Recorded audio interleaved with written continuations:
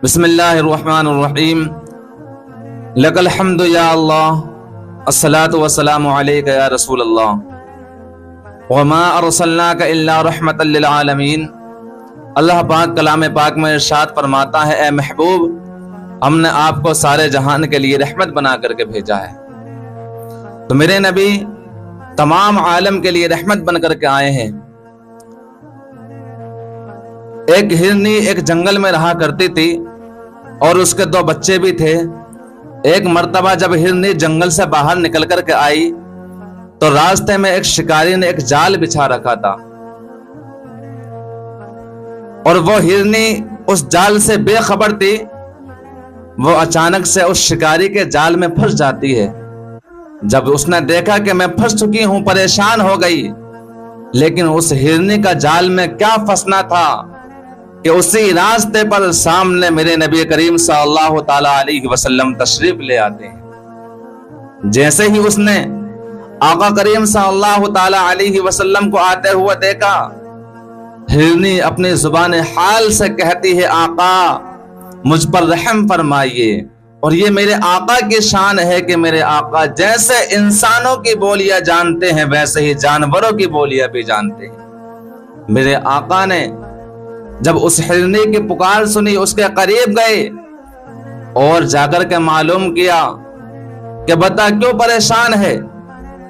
ہرنی کہتی ہے، یا رسول اللہ، اس شکاری نے مجھے اپنے جال میں پھنسا لیا ہے، اور میرے 2 چھوٹے چھوٹے بچے ہیں جو دودھ کے لیے تڑپ رہے ہیں۔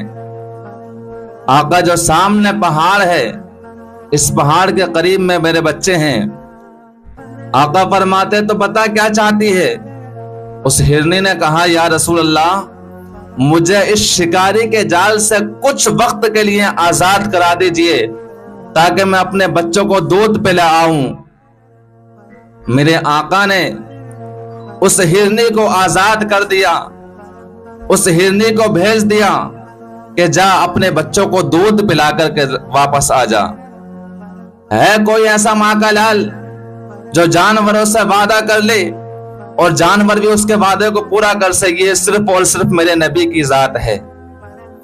آقا کریم صلی اللہ تعالی علیہ وسلم نے ہرنی کو آزاد کر دیا۔ ہرنی چلی جاتی ہے۔ اب وہ شکاری دیکھ رہا ہے۔ اس شکاری نے دیکھا کہ میرے آقا کریم نے ہرنی کو آزاد کر دیا۔ وہ شکاری کہتا ہے، اگر آج یہ ہرنی واپس نہیں آئی تو اچھا نہیں ہوگا۔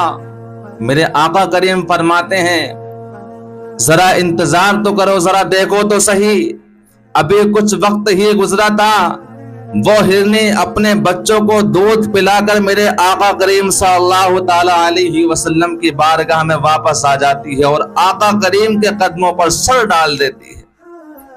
جب اس شکاری نے یہ دیکھا، اور شکاری بھی آپ کے قدموں میں گر گیا اور پڑھ لیا، لا الہ الا اللہ محمد رسول اللہ صلی اللہ تعالی علیہ وسلم۔ میرے نبی جانوروں کے لیے بھی رحمت بن کر کے آئے ہیں، اور جانور بھی آپ کا حکم مانتے ہیں، لیکن اگر کوئی انسان ہو کر آپ کا حکم نہ مانے تو سمجھ لو وہ جانوروں سے بھی بدتر ہے۔